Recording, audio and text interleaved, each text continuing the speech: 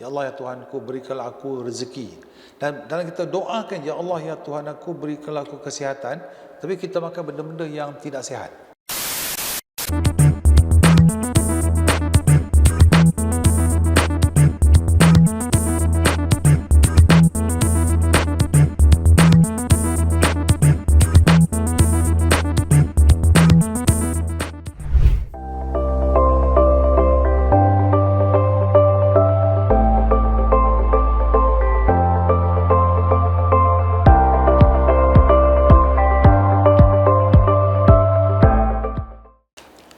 Assalamualaikum dan salam sejahtera kepada semua penonton sekalian.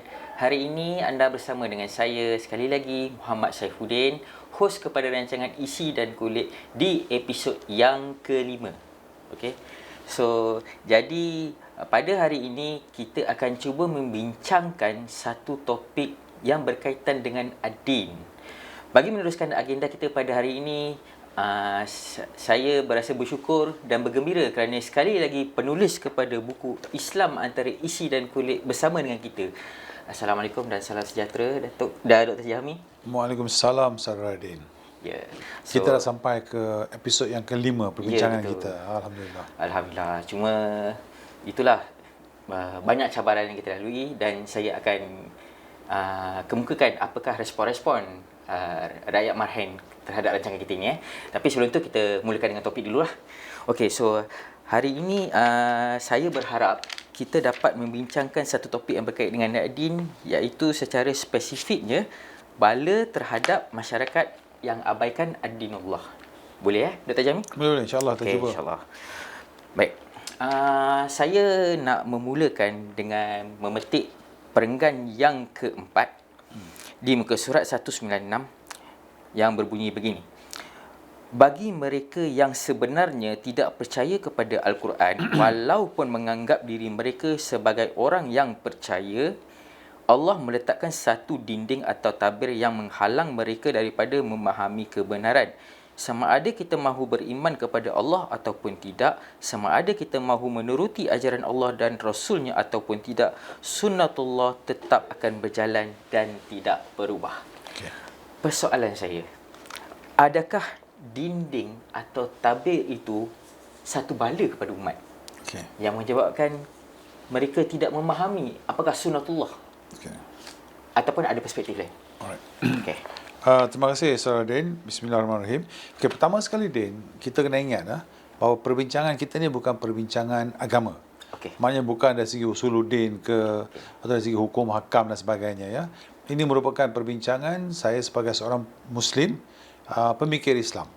Alright, jadi persoalan yang timbulkan tadi ialah berkaitan dengan perenggan ini di mana saya sebut tentang sunnatullah. Okey.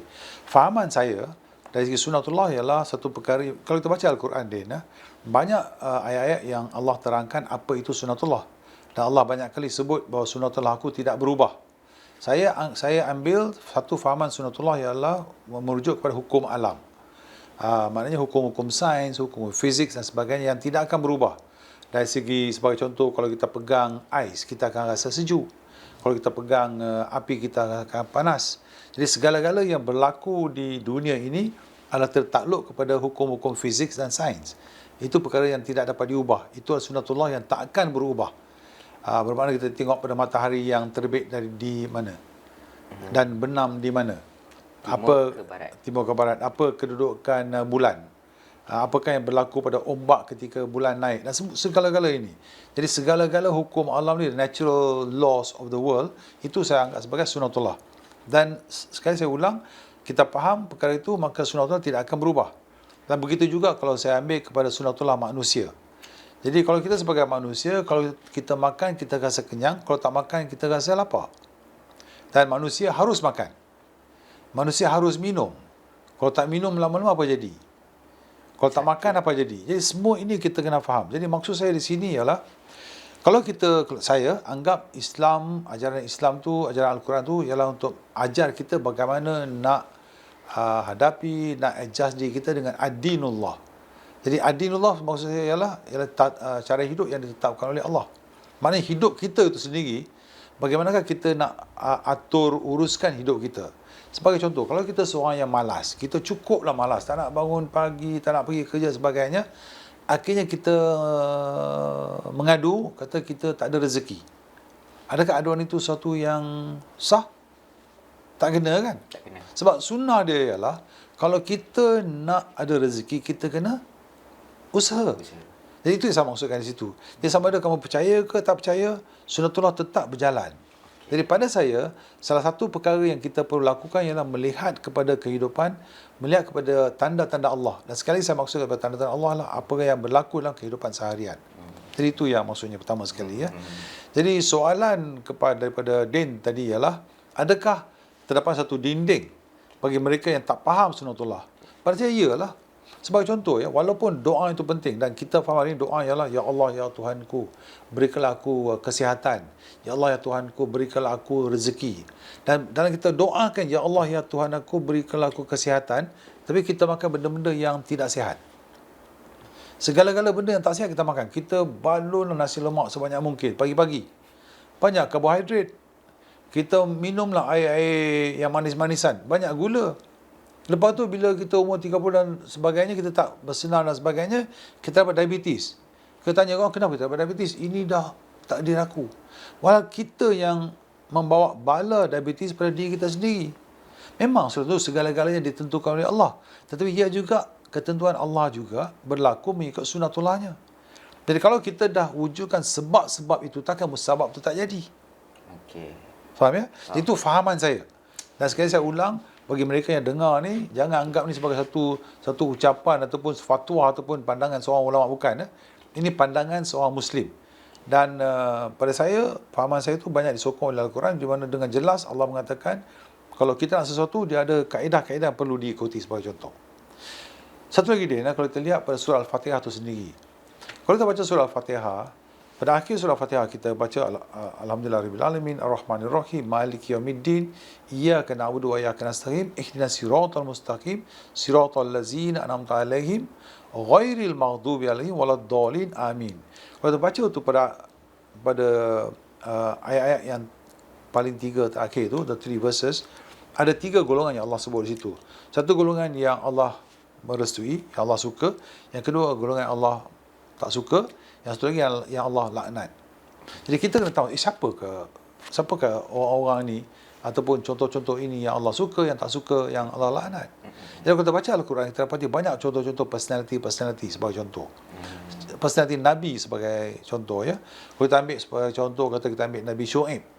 Kita baca Al-Quran, kita dapati bahawa Nabi Syuaib dalam Al-Quran ceritanya ialah di mana Nabi Syuaib pergi pada pasar. Kita tanya pada mereka, janganlah masa kamu nak timbang tu, baik kamu timbang dengan adil. Dari konteks moden, saya lihat itu sebagai satu Nabi Syuaib sebagai seorang reformis ekonomi. Maknanya beliau Nabi Syuaib tidak mahu ada penipuan dalam perniagaan. Maknanya kita kena letakkan imbangannya yang sebetul. Itu fahaman saya. Itu fahaman moden yang saya anggap Quran ini sebagai satu panduan yang forever, evergreen. Faham ya? So dari situ kita faham apa yang kita masukkan dengan apakah yang dimaksudkan sunnatullah. Okey. Jadi dari aspek itu kita lihat banyak perkara-perkara yang Allah ajar dalam Al-Quran yang memang dah jadi sebahagian daripada sunnatullah. Kalau kita ikut apa yang Allah ajar, maka insya-Allah kita akan hidup kita akan baik. Sebagai satu contoh, saya ambil contoh surah Al-Baqarah ayat 177. Di mana berkaitan dengan siapakah yang dikatakan orang-orang yang baik. Salah satu dari syarat orang baik ialah mereka yang menyimpan janji. Jarang kita dengar perkara yang diberitahu oleh dalam kelas agama dan sebagainya, betul tak? Jadi kalau kita simpan janji, Allah anggap itulah seorang yang baik.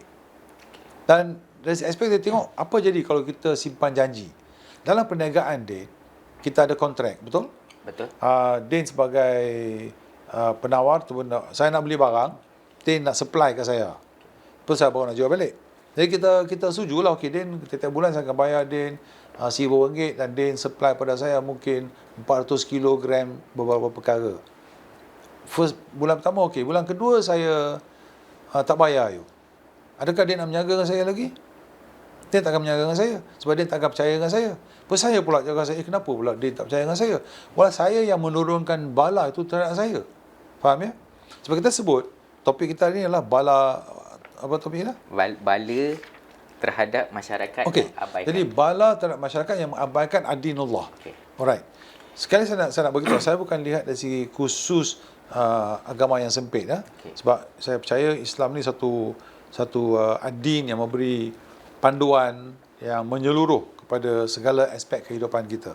Jadi dari aspek itulah saya mengatakan, Din, kalau kita lihat, kita cuba taat dan memahami apa itu sunatullah, insya-Allah hidup kita akan okey. Sebab kita kenalah hidup konsisten dengan hukum-hukum alam.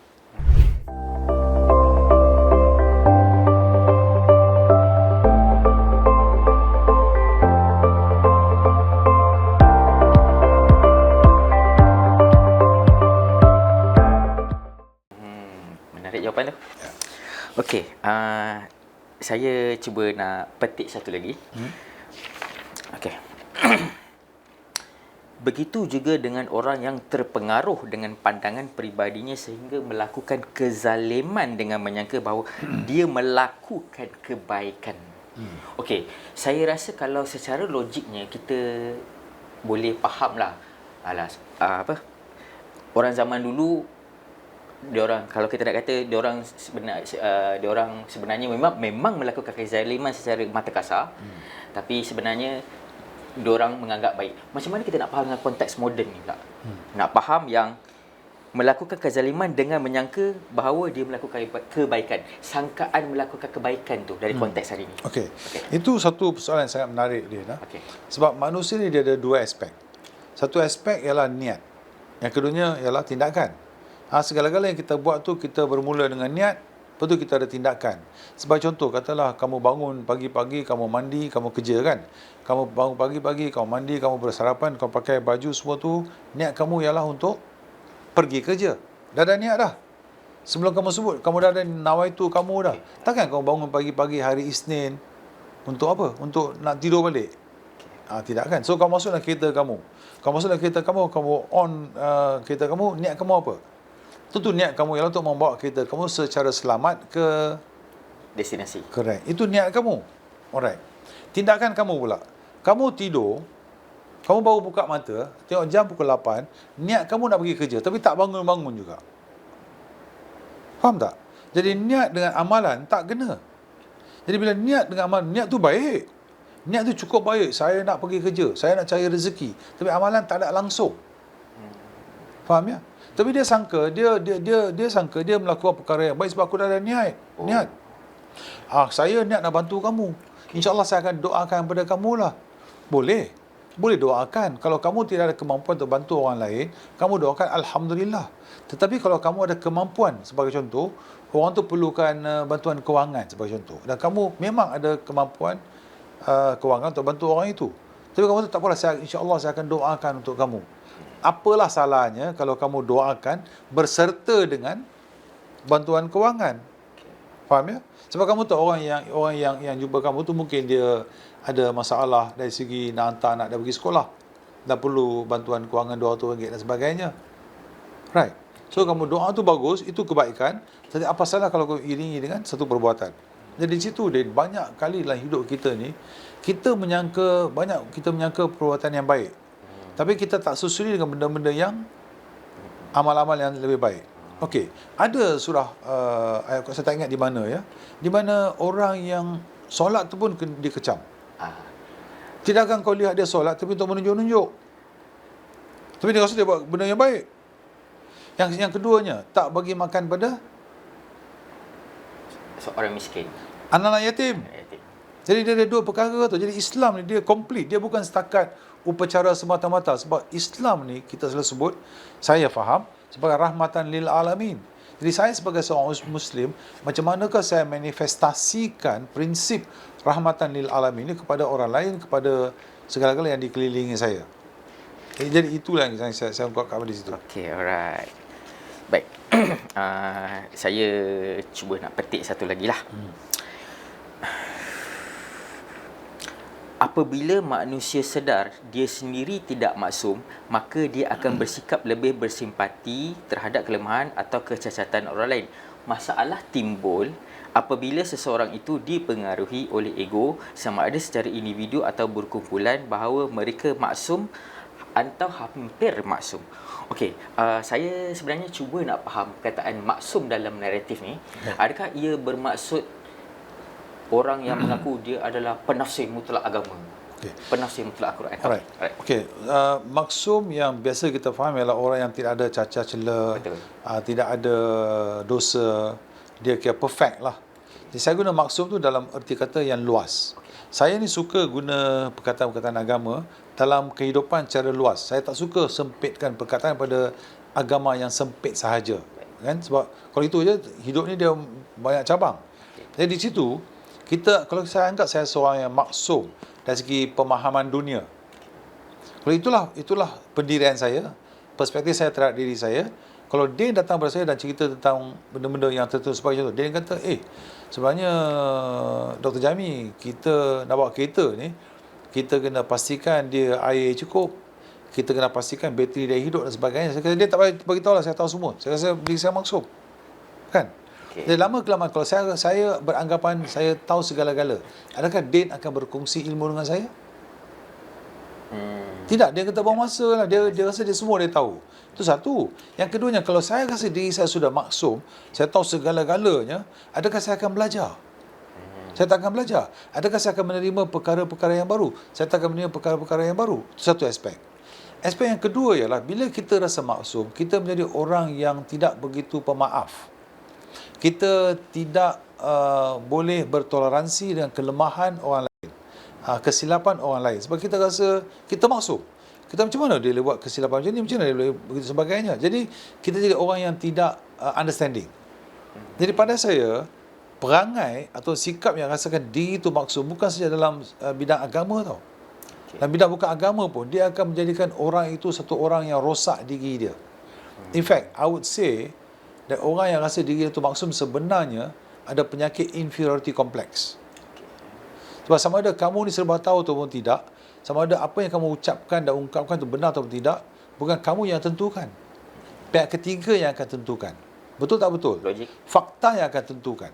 Logik. Sebab ada pihak ketiga pun bukan betul sangat pun. Betul. So, akhirnya fakta yang akan tentukan. Jadi itu yang dimaksudkan dengan maksum. Jadi cara rumusannya, kita janganlah rasakan diri kita maksum. Sebab sebenarnya kita bukanlah maksum. Apatah lagi kalau datang pada bidang-bidang yang berkaitan dengan ketuhanan, yang masing-masing pun masih mencari. Okey. Sebelum kita tutup program ni, saya nak berkongsikan satu respon seperti yang saya kata awal tadi. Okey, dia berbunyi begini. Siapa guru awak? Adakah guru kamu mursyid? Berapa kitab kamu dah baca? Berapa kitab dah kamu tulis? Akhirnya isi Al-Quran hanyalah picisan. Okey, pihak Karya Rapera merespon dengan memberitahu perbincangan ni secara umum hanyalah sebagai seorang pemikir Islam. Okey, mungkin Dr. Jami nak respon pula? Okey. Sebenarnya kita buat program ni secara umumnya ialah untuk berkongsi. Berkongsi apakah yang saya tulis, apakah maksud-maksud di situ. Dan kita jelaskan 10 kali dan 1000 kali bahawa ini bukanlah satu program agama.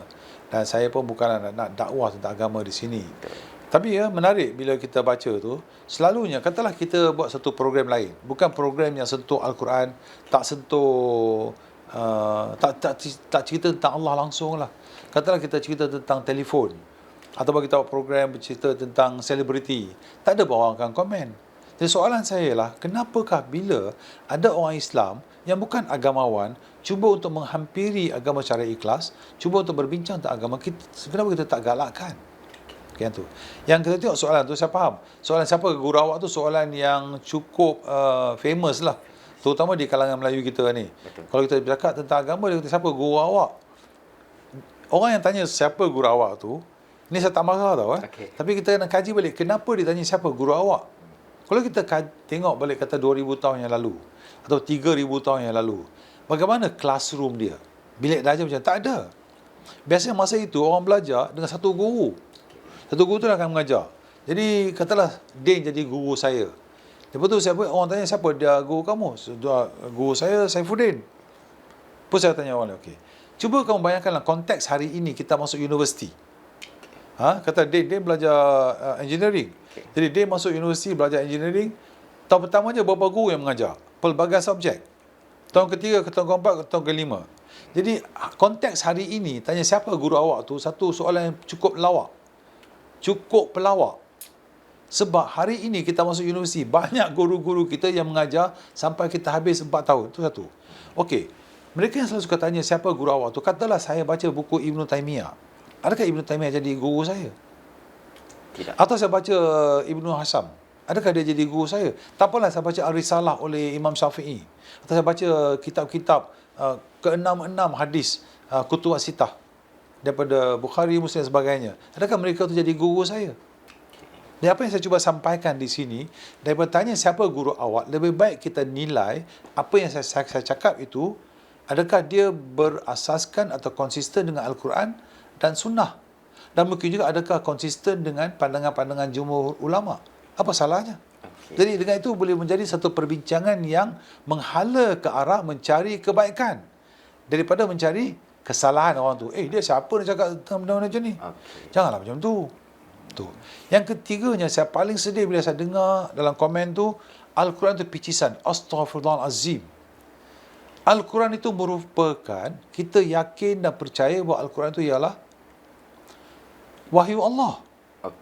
Kan? Betul. Setiap orang Islam percaya bahawa Al-Quran itu adalah wahyu Allah SWT. Jadi janganlah kita katakan Al-Quran itu picisan. Faham ya? Dan yang ketiganya tentang kitab-kitab. Itu saya dah sentuh dah. Yang kau sebut kitab itu, apa maksud kitab-kitab tu? Nak faham dunia ni, minta maaf ya, kalau nak faham dunia ni, kalau setakat baca kitab-kitab yang ditulis oleh agamawan semata-mata, tak akan faham dunia. Tidak akan faham dunia. Maknanya ialah agamawan dia ada peranan dia untuk menerangkan tentang mungkin hukum hakam, fiqh dan sebagainya. Kalau kita tahu tentang perubatan, kitab apa kita nak baca? Kalau kita tahu tentang undang-undang, kitab apa yang kita nak baca? Jadi kita berawas-awaslah, berwaspadalah, bermuhasabah dirilah sebelum tanya ke orang tu, awak baca kitab apa? Kan? Jadi dia banyak benda. Jadi bila orang nak buat kebaikan, orang nak buat sumbangan kepada peningkatan ilmu di negara Malaysia ni, kita tolong sokonglah, sebab akhirnya kita nak rakyat Malaysia ni, terutamanya dalam bidang agama. Saya ulang, terutamanya dalam bidang agama, kita nak lahirkan rakyat Malaysia yang celik, yang mampu berfikir. Kita baru-baru ni pun kita dengar satu kes GISB. Saya tak nak komen banyak, tapi di Malaysia ni banyak ada kesesatan, penipuan yang berlaku di atas nama agama. Betul tak? Betul. Jadi itu yang kita maksudkan di situ. Baik. Okey, kita sudah sampai di penghujung perancangan. Terima kasih Dr. Jami kerana sudi berkongsikan pandangan dan dapatan hasil daripada tulisan bukunya sendiri, iaitu Islam Antara Isi dan Kulit. Bagi sesiapa yang ingin mendapatkan buku ini, bolehlah hubungi pihak Karya Rapida seperti yang tertera di skrin yang berikut.